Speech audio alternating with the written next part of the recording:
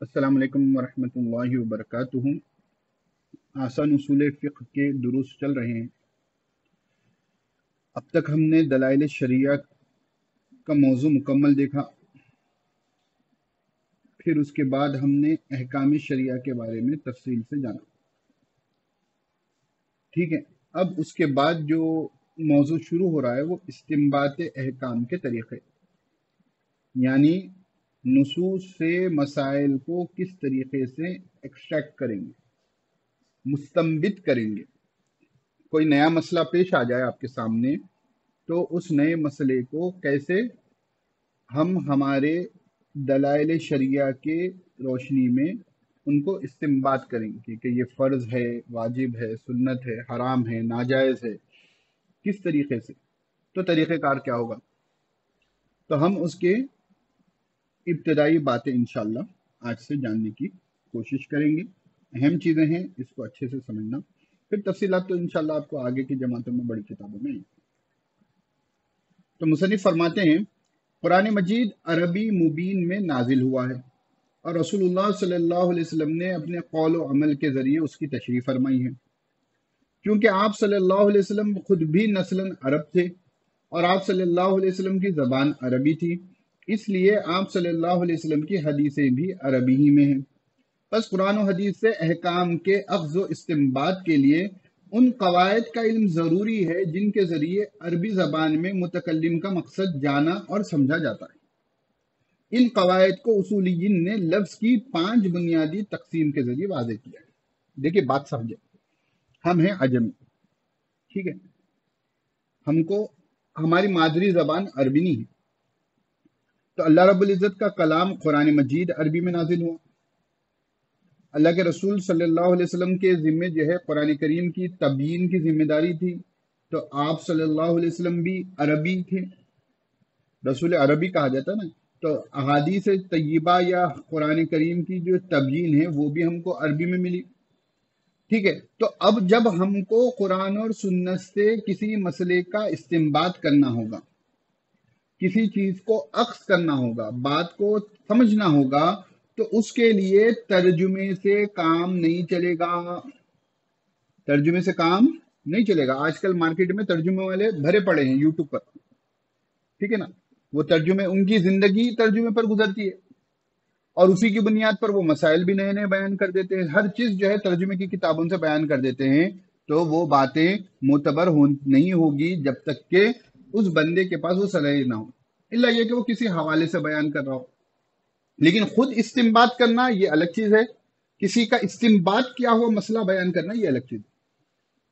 تو خود استنباط، مسائل کا استنباط کرنے کی صلاحیت پیدا ہو، تو اس کے لیے ہم کو وہ بنیادی قواعد جاننا ضروری ہے جن کے ذریعے ہم عربی زبان کے میں سے مسائل کو استنباط کر سکیں، جس کے ذریعے متکلم کا مقصد جانا جائے، ٹھیک ہے نا، اور سمجھا جاتا ہے۔ ہر زبان کی اپنی جو ہے ایڈیمز رہتے ہیں، فریزز رہتے ہیں، ہے نا، ہر زبان کے اپنی جو ہے محاورے ہوتے ہیں، ہر زبان کے جو ہے بہت سی چیزیں ان کی ہوتی ہے جو اہل زبان بہتر جان سکتے ہیں، جن کی وہ زبان نہیں وہ بہتر نہیں جان سکتے، ان کو تو سیکھنا پڑے گا۔ تو ان قواعد کو اصولیین نے لفظ کی 5 بنیادی تقسیم کے ذریعے واضح کیا ہے۔ اب اس کو اچھے سے سمجھیں گے، ٹھیک ہے نا۔ اب کئی اسباق جو ہے انہی کے سمجھنے میں ہمارے چلیں گے آگے۔ تو مصنف فرماتے ہیں کہ جو تقسیم علماء نے کی ہے، اصولیین نے کی ہے، وہ ایک ہے کہ لفظ وضع کے اعتبار سے، لفظ اپنے معنی میں استعمال کے اعتبار سے، معنی کے ظہور اور وضوح کے اعتبار سے، وضوح یعنی واضح ہونے کے اعتبار سے، ظہور یعنی ظاہر ہونے کے اعتبار سے، معنی میں خفا و ابہام کے اعتبار سے، اسی طرح معنی پر دلالت کے اعتبار سے، ٹھیک ہے۔ تو یہ 5 تقسیمیں کی ہیں کہ لفظ وضع کس وجہ سے ہوا، کہ اس کی بناوٹ کس وجہ سے ہوئی، اسی طرح یہ کس معنی میں استعمال ہوتا ہے، کہ ٹھیک ہے، اس کی جو ہے ظہور کس معنی میں ہوتا ہے، اس کے اندر جو ہے معنی میں کیا ابہام ہے، کیا خفا ہے، ٹھیک ہے۔ اسی طرح معنی پر دلالت کے اعتبار سے بھی لفظ کی تقسیم کی گئی ہے۔ تو لفظ کس قسم کے معنی کے لیے وضع کیا گیا، پہلا پوائنٹ وضع کے اعتبار سے، ٹھیک ہے، اس اعتبار سے اس کی 4 قسمیں کی گئی۔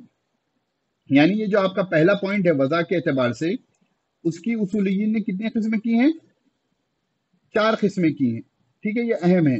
पहली किस्म क्या है? आम है। दूसरी किस्म है खास। ठीक है, तीसरी किस्म है मुश्तरिक। और चौथी किस्म है मुअव्वल, तावील से मुअव्वल। ये चारों के बारे में जो है हम एक के बाद दीगरे जो है इन चीजों के बारे में इंशाअल्लाह समझने की कोशिश करेंगे। अब चलते हैं पहले वाले पर। पहला वाला आम था, लेकिन मुसन्निफ ने खास को जिक्र किया है, तो हम भी जो है उसी से इब्तिदा करते हैं। तो मुसन्निफ फरमाते हैं, अब ये देखिए आम खास हमारी जबान में भी इस्तेमाल होता है, तो उस हिसाब से आपको यहाँ पर समझने में आसानी भी होगी कि बात बातें आसानी से आपको समझ में आ जाएगी। एक मुसन्निफ फरमाते हैं, खास वो है जो एक या ऐसे कसीर पर दलालत करे जो महदूद और महसूर हो। ठीक है, जैसे रशीद, इंसान, सलासा, अशरा वगैरह। खास अपने मायने पर कतियत के साथ दलालत करता है, यानी ये वो बयान वो तौज़ीह का मोहताज नहीं होता और न किसी दूसरे मायने का एहतिमाल रखता है। मसलन कफ़ारे कसम के बारे में इरशाद है, फ़कफ़ारतुहु इत्आमु अशरती मसाकीना। यहाँ इत्आम और अशरा खास हैं और इसके मायने मोहताज बयान नहीं। खास किसे कहते हैं? खास के बारे में मुसन्निफ फरमा रहे हैं कि खास के बारे में कि वो एक मायने पर दलालत करे या दूसरा एक से ज्यादा कसीर मायने पर दलालत करे, लेकिन वो महदूद हो। लेकिन वो क्या हो? महदूद हो। या ऐसे कसीर पर दलालत करे जो महदूद हो, महसूर हो। जैसे रशीद है, रशीद बोले तो आपको मालूम हो जाएगा कि वो बंदा जिसका नाम रशीद है, और वो एक बंदा भी हो सकता है और दुनिया भर में देखेंगे तो हजारों बंदे भी हो सकते हैं, लेकिन ये रशीद आम कभी नहीं हो सकता। इसी तरह इंसान है, ठीक है ना, तो मखलूक में इंसान क्या हो गया? मखलूक के एतबार से ये खास हो गया। उसी तरह सलासा है 3 का अदद, अशरा है 10 का अदद, ये सब चीजें क्या होगी? खास होंगी। तो मुसन्निफ फरमाते हैं अब असल हुक्म की तरफ आना है। देखिए पॉइंट्स अहम है, ठीक है ना, समझने के लिए। मैं ऐसा नहीं कि इम्तिहान के लिए अहम है कह रहा हूं, मतलब कि आप उसूल फिक्र का पढ़ने का मकसद क्या है कि इम्तिहान में पास हो जाए? नहीं ना, ऐसा मकसद तो नहीं होता किसी का। उसूल फिक्र का मकसद ये होता है कि जो फिक्र हम पढ़ते हैं उनके क्या बेसिस है, क्या बुनियादें हैं, क्या उसूल हैं, कि जो आप कुदूरी में मसाइल पढ़ रहे हैं, जो आप हिदाया में मसाइल पढ़ोगे या इसी तरह देगर फिक्र की किताब में मसाइल पढ़ते हो, तो किन बुनियादों पर उन मसाइल को निकाला गया।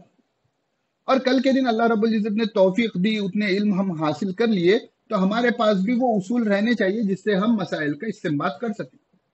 पुराने मसाइल में नहीं करेंगे, नए मसाइल में करेंगे, ठीक है ना। तो ये फरमा रहे हैं कि खास अपने मायने पर कतियत के साथ दलालत करता है। कती सबूत, कती दलालत अल्फाज आए थे, कतई 100%। अब रशीद कहेंगे तो रशीद हो ही होगा, बकर नहीं होगा, यानी वो बयान तौज़ी का मोहताज नहीं होता। 3 कहेंगे तब उसमें क्या एक्सप्लेनेशन करेंगे? 3 मीन्स 3 है। जिस चीज के बारे में भी 3 का अदद इस्तेमाल किया गया वो मादूद के लिए साबित होगा। अब इसमें कोई एक्स्ट्रा एक्सप्लेनेशन की आपको जरूरत नहीं होगी, ना किसी दूसरे मायने का एहतिमाल रखता है, ठीक है ना। उसमें जो है कोई अलग डबल मीनिंग हो सकते हैं। डबल मीनिंग यानी एक से ज्यादा मीनिंग हो सकते हैं। जब खास होगा तो उसमें एक से ज्यादा मानी नहीं पाए जाएंगे। अगर एक से ज्यादा मानी है तो वो कुछ महदूद होंगे, जैसे अभी हमने देखा। अब मुसन्निफ जो है यहां पर आपको कफ़ारे कसम की मिसाल दे रहे हैं। फ़कफ़ारतुहु इत्आमु अशरत मिस्कीना। इत्आम यानी खिलाना, अशरा यानी 10। अब कफ़ारे कसम में अल्लाह रब्बुल इज्जत सूरह मायदा में फरमाते हैं कि कसम का कफ़ारा ये है कि 10 मिस्कीनों को खाना खिलाना। अब यहां बताएं कि ये मैंने 10 मिस्कीनों को खाना खिलाना ये आम है, खास है? खास होगा। इताम से मुराद जो भी चीज खिलाने की होगी वो इताम हो जाएगा, खाने की। और अशरा जो है खास कर दिया कि भाई 10 लोगों को खिलाना है, 10 मिस्किनों को 10 मौत। अब इसमें कोई दूसरे मायने की गुंजाइश नहीं। नहीं 10 से मुराद जो है ये होगा वो होगा, नहीं। 10 अपने आप में अपने मायने को बताता है कि जो भी उसका मादूद होगा 10 उस पर साबित होगा। तो ऐसी आयतों को, ऐसे अल्फाज को हम क्या कहते हैं? खास कहते हैं। अब इसी तरह आप देख लीजिए कि जो है کہ جس کے شوہر کا انتقال ہو جائے ان کی عدت کے بارے میں بھی جو حکم ہے کہ جو ہے کہ وہ 4 مہینے 10 دن ہے، تو وہ بھی جو ہے عام ہو جائے گا، سوری وہ بھی کیا ہو جائے گا، خاص ہو جائے گا۔ اسی طرح جس میں بھی جو ہے بالکل واضح 2 اور 2 4 کی طرح بات ہوگی وہ آپ کو خاص کے اندر شمار ہوگا۔ اب یہاں فقہ حنفی کا ایک اہم اصول بیان کیا جا رہا ہے، اس کو تھوڑا اچھے سے سمجھنا، ٹھیک ہے نا؟ ممکن ہے دوسرے فقہا کے پاس اصول کچھ الگ ہو، لیکن یہ فقہ حنفی میں اہم چیز ہے کہ جہاں پر بہت سے مسائل پیش آتے ہیں نا، تو وہاں پر اس اصول کو سامنے رکھا جاتا ہے، اور عوام کو نہیں معلوم ہوتا، ان کے سامنے کوئی حدیث لا کر دے دیں گے تو وہ حدیث کے بنیاد بنائیں گے، لیکن فقہ حنفی کا اصول کیا ہے یہاں یہ سمجھے۔ فرما رہے ہیں کتاب اللہ کے خاص میں خبر واحد کی وجہ سے اضافے کی گنجائش نہیں۔ یہ ایک اہم پوائنٹ ہے، اس کو یاد رکھ لینا۔ اگر قرآن کریم میں کوئی حکم خاص بیان ہوا، یعنی خاص الفاظ استعمال کیے گئے، حکم خاص کیا ہوگا؟ الفاظ خاص استعمال کیے گئے ہیں، اب حکم واضح قطعی الدلالت ہے، تو اب خبر واحد کے ذریعے، خبر واحد کسے کہتے ہیں؟ جو متواتر نہ ہو، ٹھیک ہے نا؟ اب خبر واحد کی وجہ سے اضافہ نہیں کر سکتے، آپ یہ نہیں کہہ سکتے کہ قرآن کریم میں یہ حکم ہے اور خبر واحد میں یہ بات آئی ہے، تو قرآن کریم میں کیونکہ یہ الفاظ خاص سیناریو کے تھے، خبر واحد کی وجہ سے ہم اس کو عام میں بھی لے سکتے ہیں۔ آپ ایسا نہیں کہہ سکتے، فقہ حنفی کا یہ اصول ہے۔ خبر متواتر کی بات نہیں ہو رہی، خبر واحد کی بات ہو رہی۔ کیوں؟ خبر واحد کیا ہے؟ ظنی ثبوت ہے نا۔ پرسوں ہم نے دیکھا کہ خبر واحد سے جو مسائل ثابت ہوتے ہیں وہ ظنی ثبوت ہوتے ہیں، جب وہ ظنی ہیں تو قطعی میں ظنی کے ذریعے جو ہے چینجز نہیں کر سکتے، یہ فقہ حنفی کا اصول ہے۔ اب یہاں دیکھیے مثال، جیسے اللہ رب العزت نے رکوع و سجود کا حکم دیا ہے، رکوع و سجود خاص ہیں جن کی مراد واضح ہے، خبر واحد سے معلوم ہوتا ہے کہ ان میں اعتدال بھی ضروری ہے، کیونکہ ایک صحابی رضی اللہ تعالیٰ عنہ نے بلا تعدیل ارکان نماز ادا کی، تو آپ صلی اللہ علیہ وسلم نے نماز کے اعادے کا حکم فرمایا۔ یہ چونکہ خبر واحد ہے، اس لیے رکوع و سجدے کے ساتھ اعتدال کو رکن نماز نہیں قرار دیا جا سکتا، البتہ حدیث کی وجہ سے اس کو واجب قرار دیا گیا۔ بات سمجھ میں آئی؟ تھوڑا باریک سا فرق ہے۔ دیکھیے قرآن کریم میں رکوع کرنے اور سجدہ کرنے کا حکم ہے، ٹھیک ہے؟ رکوع اور سجدے کی کیفیت معلوم ہے، ٹھیک ہے نا؟ رکوع میں جو جھکتے ہیں اس کو رکوع کہتے ہیں، سجدے کی کیفیت معلوم ہے، ٹھیک ہے؟ یہ قرآن کا حکم ہے اور خاص ہے، ٹھیک ہے؟ احادیث میں تعدیل ارکان جس کو ہم کہتے ہیں، تعدیل کا بھی حکم ہے کہ ایک صحابی نے جو ہے تعدیل سے نماز نہیں پڑھی، اعتدال سے نماز نہیں پڑھی، تو آپ صلی اللہ علیہ وسلم نے نماز دہرانے کا حکم دیا۔ تو اب قرآن کریم میں رکوع اور سجدے کا حکم ہے، اس لیے ارکان نماز میں رکوع اور سجدے کو رکھا گیا۔ حدیث کی وجہ سے اعتدال کو امام ابو حنیفہ رحمۃ اللہ علیہ نے رکن میں نہیں شمار کیا، لیکن کیونکہ حدیث میں ہے اللہ کے رسول صلی اللہ علیہ وسلم نے نماز کو دہرانے کا حکم دیا، تو اعتدال یعنی تعدیل ارکان کو امام ابو حنیفہ رحمۃ اللہ علیہ نے واجب میں شمار کر دیا۔ بات سمجھ میں؟ یہ نہیں کہ حدیث کے بالکل خلاف چلے گئے، یہ نہیں کہ حدیث کے بالکل خلاف چلے گئے، بلکہ حدیث کا جو حکم تھا، حدیث سے جو بات ثابت ہو رہی تھی، اس سے قرآن کریم کے خاص کو میں کچھ اضافہ کرنے کے بجائے قرآن کریم کا جو خاص ہے اس کو جو ہے ارکان میں رکھا شمار کیا گیا، اور حدیث میں کیونکہ تاکیداً جو ہے لوگوں کو نماز دہرانے کا حکم ہوا، اس لیے اس کو جو ہے واجب میں شمار کیا گیا۔ اور واجب کے بارے میں آپ کو معلوم ہے کہ کوئی جو ہے عمدن اس کو چھوڑے گا تو اس کی نماز نہیں ہوگی، بھول کر چھوڑ دیا تو جو ہے اس کو سجدہ سہو کرنا پڑے۔ بات سمجھ میں آئی کچھ؟ میں اس کو اور ایک اچھی مثال دیتا ہوں، جیسا بعض حضرات کہتے ہیں، نہیں تو پہلے اسی مثال کو اچھے سے سمجھیں۔ دیکھیے قرآن کریم میں نماز کا جہاں کہیں حکم ہے تو بہت سی جگہ پر جو ہے وَرْكَعُوا مَعَ الرَّاكِعِينَ کا ذکر ہے، تو رکوع کرنے کا آ گیا، تو ہم نے رکوع کو کیا کر دیا؟ ارکان نماز میں رکھ دیا، ٹھیک ہے؟ سجدہ کرنے کا حکم آ گیا تو ہم نے کیا کر دیا؟ سجدے کو بھی ارکان نماز میں لگا دیا، ٹھیک ہے؟ اب جب احادیث شریفہ آپ مطالعہ کرو گے تو رکوع اور سجدے میں مطلب وقت لگانا، اعتدال کے ساتھ کرنا، سکون سے کرنا، طمانینت کے ساتھ کرنا، اس کا حکم موجود ہے۔ اور بعض روایتوں میں جو ہے ایک صحابی رضی اللہ تعالیٰ عنہ جو ہے وہ تھوڑا جلدی سے نماز پڑھ لی، جیسا آج کل عام طور پر بندے چھوٹے بچے پڑھتے ہیں، مطلب میں وہ سمجھانے کے لیے تعبیر کر رہا ہوں، نہ وہ نہیں، تو انہوں نے رکوع اور سجدے میں جیسی تمانیت ہونی چاہیے تھی کسی وجہ سے انہوں نے نہیں کی، تو آپ صلی اللہ علیہ وسلم نے فرمایا کہ جاؤ تم نماز پھر سے پڑھو کہ تم نے نماز نہیں پڑھی۔ تو اب اس سے یہ سمجھ میں آ رہا کہ یہ بھی اعتدال جو ہے ہونا چاہیے، تمانیت جو ہونی چاہیے، رکوع میں تمانیت، سجدے میں تمانیت، یہ بھی ارکان میں ہونا چاہیے۔ ایک مطلب ایک عام انسان کو یہ بات سمجھ میں آتی ہے، لیکن فقہ حنفی کا اصول یہ ہے کہ کتاب اللہ میں جو چیز خاص ہے تو اس خاص میں آپ کچھ اٹیچمنٹ جو ہے خبر واحد کے ذریعے نہیں کر سکتے، کیونکہ یہ جو حدیث آئی تھی وہ خبر واحد تھی، تو لیکن خبر واحد کا اپنا درجہ ہے سنت رسول کا، تو اس کو کیا کیا، کیونکہ اللہ کے رسول صلی اللہ علیہ وسلم نے نماز میں اعتدال نہ کرنے کی وجہ سے نماز دہرانے کا حکم دیا، اس لیے امام ابو حنیفہ رحمۃ اللہ علیہ نے یا فقہ حنفی میں اعتدال ارکان کو، تعدیل ارکان کو واجب میں رکھا۔ جتنے بھی ارکان قیام ہیں، سجدہ ہے، اس کی ایک مثال میں دے دیتا ہوں چھوٹی، جہاں وضو کرنے کا حکم ہے سورہ مائدہ کی آیت میں، تو جو ہے جب تم نماز کا ارادہ کرو تو کیا کرو، اپنے چہرے کو دھو لو، اپنے ہاتھوں کو دھو لو، اپنے سر کا مسح کر لو، اور اپنے دونوں پاؤں ٹخنوں کے ساتھ دھو لو، ٹھیک ہے نا؟ سورہ مائدہ میں یہ حکم ہے، تو امام ابو حنیفہ رحمۃ اللہ علیہ کے پاس وضو کے فرائض 4 ہی ہیں، کیوں؟ قرآن کا خاص حکم ہے۔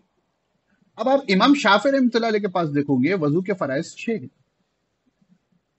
4 تو یہی ہیں، دوسرا اس کے اوپر ایک نیت کرنا فرض ہے، امام شافعی رحمۃ اللہ علیہ کے پاس انما الاعمال بالنیات کی وجہ سے، اور انما الاعمال بالنیات خبر واحد ہے، اور دوسرا ایک فرض امام شافعی رحمۃ اللہ علیہ کے پاس کیا ہے؟ ترتیب۔ ترتیب کی دلیل کیا دیتے ہیں شوافی حضرات، میں بھی کیونکہ مسلکن شافعی، وہ یہ دیتے ہیں کہ اللہ کے رسول صلی اللہ علیہ وسلم کی حیات طیبہ میں آپ صلی اللہ علیہ وسلم کا اس ترتیب کے علاوہ دوسری ترتیب سے وضو کرنا ثابت نہیں،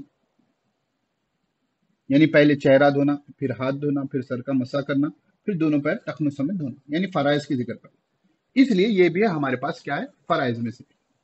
اب فقہ حنفی کا اصول کیا ہے؟ کتاب اللہ کے خاص میں خبر واحد کی وجہ سے کسی اضافے کی گنجائش نہیں ہوگی، تو نیت کو سنت میں رکھ دیا گیا، اور ایسا نہیں کہ نیت مت کرو بول کر کہتے ہیں، سنت میں رکھتے ہیں، نہیں رکھتے ہیں، ٹھیک ہے؟ اسی طرح جو ترتیب کو بھی سنت میں رکھ دیا گیا، تو جس حساب سے دلیل ہوگی اس حساب سے اس کا درجہ متعین کیا جائے گا۔ امید ہے بات سمجھ میں یہاں تک آ گئی۔ اسی طرح وضو میں غسل وجہ، غسل ایدی، مسح راس اور غسل رجل کا حکم دیا گیا ہے۔ یہ تمام الفاظ اپنے معنی کے لحاظ سے خاص ہیں، جن سے معلوم ہوتا ہے کہ یہ افعال وضو کے ارکان ہیں، مگر خبر واحد سے معلوم ہوتا ہے کہ وضو میں نیت، تسمیہ، پے در پہ غسل اعضاء بھی ضروری ہے، لہذا ان افعال کو وضو کے ارکان قرار نہیں دیا جا سکتا کہ اس سے کتاب اللہ کے خاص پر اضافہ لازم آتا ہے، البتہ ان کو سنت و مستحب کا درجہ حاصل ہے۔ اب دوسرے فقی، دیکھیں ہر فقی کا اصول ایک ہونا ضروری نہیں نا، امام ابو حنیفہ رحمۃ اللہ علیہ کا یہ اصول تھا کہ کتاب اللہ کے خاص میں خبر واحد کی وجہ سے کوئی اضافے کی گنجائش نہیں ہوگی، اب ان کے اصول کے اپنے دلائل ہیں، ٹھیک ہے؟ اب دوسرے فقی ہوں گے، وہ خود مجتہد ہوں گے، تو ان کا اپنا اصول ہوگا، اپنے اصول کے حساب سے ان کی اپنی دلیل ہوگی، تو اپنے دلیل کے حساب سے جو ان کا اصول ہوگا اسی بنیاد پر وہ احکام کو نکالیں گے، اخذ کریں گے، استنباط کریں گے۔ اسی لیے آپ دیکھنا کہ فقہا کا جو اختلاف ہوتا ہے نا، اصول کی بنیاد پر ہوتا ہے، تو جس اصول کی وجہ سے نماز میں ان کا اختلاف ہو، وہی اصول کی وجہ سے زکوٰۃ میں بھی ان کا اختلاف ہوگا۔ اگر حج میں آ گیا تو وہ اصول حج میں بھی وہی اصول کی بنیاد پر اختلاف ہوگا، کیوں؟ وہ لوگ روٹ کو پکڑتے ہیں، اصول کے حساب سے چلتے ہیں، ایسا نہیں کہ نماز کے احکام میں ایک الگ اصول طے کر دیا، روزے میں ایک الگ اصول طے کر دیا، حج میں ایک الگ اصول طے کر دیا، نہیں، پہلے اصول طے ہوتے ہیں، اصول کے بعد مسائل کو مستنبط کیا جاتا ہے، اور وہ اختلاف اگر نماز میں طہارت میں موجود تھا، وہی اختلاف آگے کی جگہ پر بھی وہی اصول ٹکرائے گا، تو وہی سیم اختلاف آئے گا۔ آپ ہدایہ میں اگر چاروں میں ہدایہ پڑھو گے نا، تو اس میں آپ کو بہت سی جگہ دکھے گا کہ جو ہے کہ جو اختلاف طہارت کے بیان میں تھا، آگے جاؤ کہ وہی اختلاف جو ہے اسی اصول کی بنیاد پر آگے بھی ملے گا۔ تو یہ کنسسٹنسی ہوتی ہے فقہا کے پاس، کیوں؟ وہ لوگ اصول کے ساتھ جاتے ہیں، اور آج کل جو لوگ ہوتے ہیں کہ جو ہے کہ کسی نے کہہ دیا کہ ایسا کر لیں، کسی نے کہہ دیا ایسا کر لیں، کسی نے کہہ دیا ایسا کر لیں، اور क्या करे, sunnah.com पर गए या ऑनलाइन किसी वेबसाइट पर गए, हदीस पढ़ ली, अच्छा हाँ हदीस में ये है, हम इस पर अमल करेंगे। बहुत अच्छी बात है, आप हदीस पर अमल करने का शौक रखते हैं, लेकिन हदीस पर अमल करने के शौक के साथ साथ आप फिर हदीस के मानी व मफहूम को समझें, मुहद्दिसीन ने उसकी क्या शरह की है समझें, उस मौजू पर जितनी अहादीस है उनका मुताला करें, और सहाबा इकराम रजी अल्लाह अन्हुम अजमईन और फुकाहा और मुहद्दिसीन की क्या आरा है उनको भी देखना जरूरी है। क्यों कि हमारे पास ये जो दीन पहुंचा है ये कंसिस्टेंसी से पहुंचा है कि अल्लाह के रसूल सल्लल्लाहु अलैहि वसल्लम ने सहाबा को सिखाया, सहाबा इकराम रजी अल्लाह अन्हुम अजमईन ने ताबईन को, ताबईन ने तब ताबईन को, और वहां से लेकर आज तक जो है वही एक कड़ी चल रही है।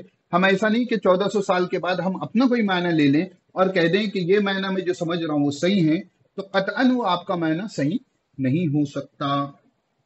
ठीक है ना, उम्मीद है यहाँ तक बात समझ में आई होगी। इंशाल्लाह आम के बारे में और दीगर चीज़ों के बारे में अगले असबाक में पढ़ेंगे। अस्सलामु अलैकुम वरहमतुल्लाहि